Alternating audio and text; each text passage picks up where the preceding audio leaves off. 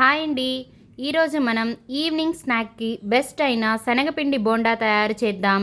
ఇది బయట కరకరలాడుతూ లోపల సాఫ్ట్గా ఉండే బోండా. టీ టైంతో చాలా సూపర్ కాంబినేషన్. ఇందుకోసం 3 మీడియం సైజు ఆనియన్స్ని ఇలా కాస్త మందంగా పొడుగ్గా కట్ చేసుకోవాలి. కొద్దిగా పసుపు, రుచికి సరిపడా సాల్ట్ కూడా వేసుకోవాలి. ఆనియన్స్ని బాగా గట్టిగా పిండుతూ కలుపుకోవాలి. ఆనియన్స్లోని వాటర్ అంతా దిగే వరకు గట్టిగా పిండుతూ కలుపుకోవాలి.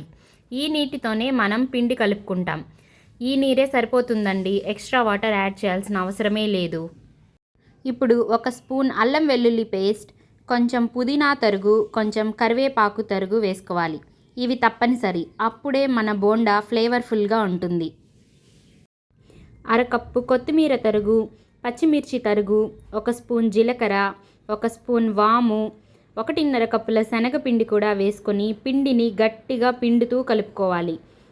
వాటర్ యాడ్ చేయకుండా పిండిని బాగా కలుపుకోవాలి. తప్పనిసరి అయితే 2 స్పూన్ల వాటర్ యాడ్ చేసుకోవచ్చు.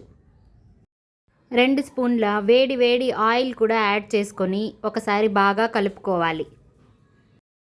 చిన్న చిన్న ఉండలుగా డీప్ ఫ్రై చేసుకోవాలి. ఫ్లేమ్ని మీడియంలో పెట్టుకొని బోండాలను ఈవెన్గా ఫ్రై చేసుకోవాలి.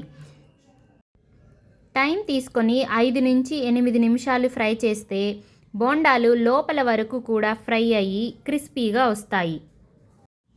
ఇలా క్రిస్పీగా బోండాలు కరకరలాడుతూ తినడానికి చాలా రుచిగా ఉంటుంది.